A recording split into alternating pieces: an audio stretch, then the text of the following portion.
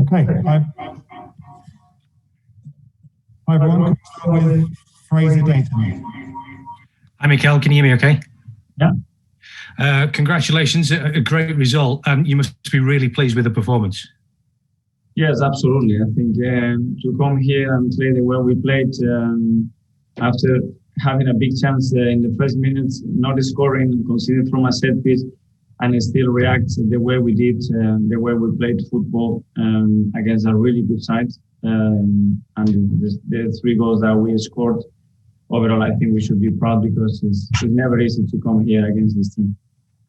There's some great quality in the goals as well. How much happier were you with the way you looked going forward tonight compared to how you were on Saturday? Well, I think on Saturday we had some difficulties against the high press that we have resolved today. We were much cleaner and more efficient to break that pressing. That's why we get in much better conditions, and you provide much better spaces and situations to your front players to exploit their qualities. So that was a big improvement.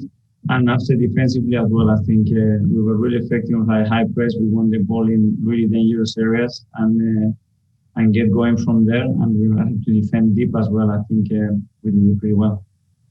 That's 16 points you've taken from a possible 18 in the last few Premier League games. How much has changed over the last month or so for you, do you think? And what is it that is really starting to work for you now?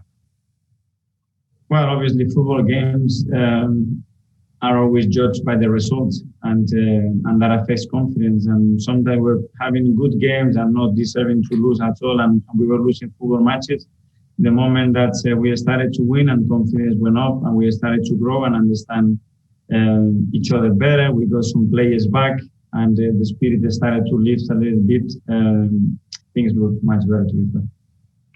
There was a strange incident, I think, in the second half when Pepe was going to be coming off and ended up getting booked. I mean, what did you make of what was happening there? Well, we were going to take Nico off and bring Gavi in, but Emil got injured, so we had to change straight away. We didn't want to use that substitution because then we had to do 2 substitutions, and the referee believed that we were wasting time or something, and he made that call. And just finally from me, obviously the window closes very soon. How much closer are you to maybe bringing in Odegaard, do you think? Well, I think we are pretty close, but it's not finalized as I am standing here because I haven't talked to Edu or the club in the last few hours. But we are very positive that we can finalize the deal. Thanks, Mikel. Thank you. Thanks, Fraser. We'll go to Sammy Mockwell, the Daily Mail. Hi, Mikel.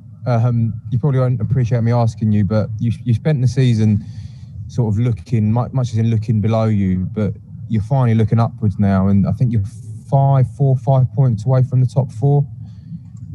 Is that something you can start thinking about? I don't want to really look at the table. I want to look at ourselves and how can we get better, the reasons why we are performing better and winning more football matches, and get that consistency that we've been lacking, and just try to improve as a team. Tomorrow is another day, review the game, train, improve in many areas that we have to get better at it, and see where we get by doing that. Can I just quickly ask about Emil, what the problem is and if there are any early indications? Yeah, well, he was injured for the game on the FA Cup, so he wasn't available, and we knew that probably today he could not play the whole game, and he has some muscular discomfort, and he had to come up again. Thank you. Thank you. Thanks, Sammy. We'll go to Mark Van from PA. Hi, Mikel.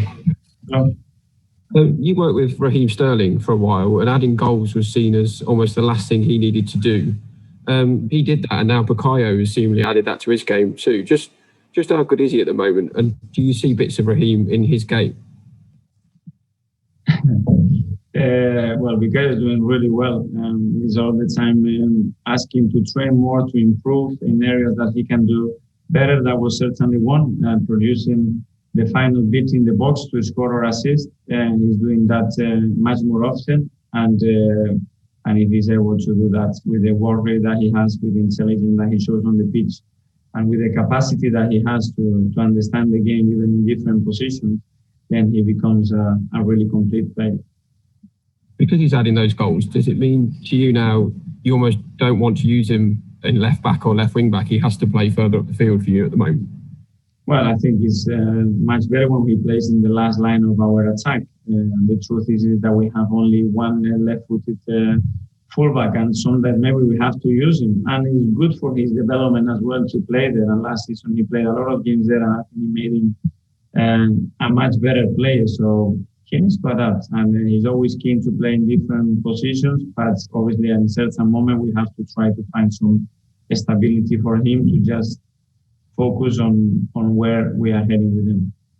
He's still young and relatively inexperienced, but he seems to almost be something of a leader on the pitch as well. Is that just another bonus, another string to his bow almost? He's got that.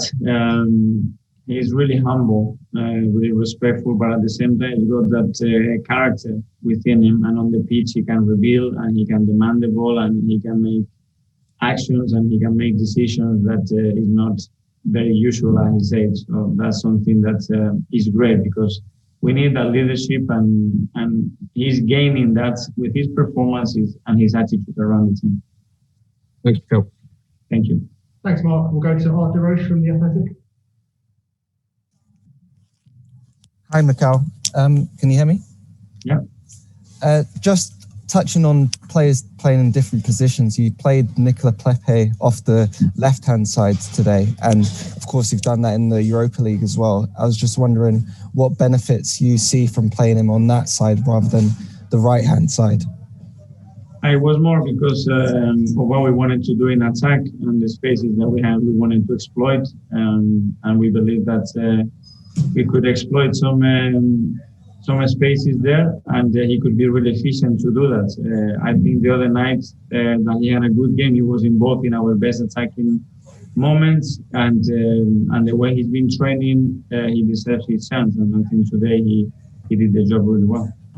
And today, out of possession, I saw Rob Holding and David Luiz were making a real effort to get the team defending very high up the pitch.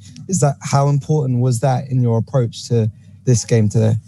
Yeah, when you allow Southampton time on the ball, they play with a lot of players inside and they overload you in really dangerous areas, and we had to be careful with that. So the more aggressive we could be to regain the ball in those areas, we knew the way they attack that they could get exposed in transition. I think we did that very effectively and really well for big parts, but physically it was really demanding game, and sometimes we had to defend deeper, and I think we did that really well as well. So that's why I think you beat that team like them, because at the end we did a lot of things right. When you're defending deeper, does the concentration and the leadership come into play again, and just how important is it in those circumstances too? Yeah, we can defend a little bit deeper and be flatter and be a little bit more zonal. But within your zone, you have to be aggressive and you have to dominate your space. And I think that today we've done that, and everybody worked superly hard against, and you get rewarded when you do that. Thanks, Mikel. Thank you. Thanks, Mark. We'll go to Charles Watson goal. Hi, Mikel. We saw Thomas Partey limp off in the second half. Was that just cramp? And also, can you give us a little update on Kieran Tierney in terms of Saturday? Yes, from Saturday, just to make it clear, in the FA Cup game, we had 5 players that they were not available to play. I just want to make clear that we made 7 changes, and 5 of them were because they were not ready to play the game. And he was one of them, and Thomas was another one of them, and you could see today that he could not even hold for 60 minutes. So we have to manage those players, we have to protect them, and sometimes they are not fit, but I cannot explain every single day how everybody is feeling. Well, that was just cramp for Thomas then? It was just precaution taking him off tonight? We don't know. He was feeling some discomfort, and hopefully it's nothing, but he was struggling. Do you think Kieran might be all right for Man United at the weekend? I don't know. He wasn't available against Southampton on the FA Cup. He was injured. He's still injured today. And let's see how he progresses for the game against Man United. And just lastly for me, we saw the players sending their support to Pierre after the goals with the pictures that we saw of Lacazette and Bukayo. Is there any sort of update on Aubameyang? How's he getting on? No, but I love how they support each other and how they just protect each other.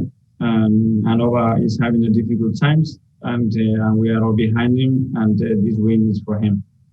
Thanks, Mikel. Yeah. Thank you, Charles. And then finally, go to Sam Dean from Telegraph. Hi, Mikel. Just one from me on Laka. It seems like he's pretty much a different player since Boxing Day against Chelsea. What do you put that sort of click down to, and is it sort of the young kids energizing him and moving around him?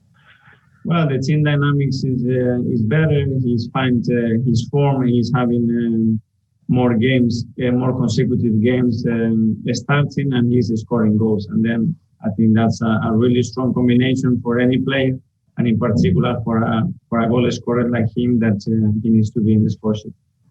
Thank you. Thank you. Thanks, everyone. See you soon. Thank you, guys.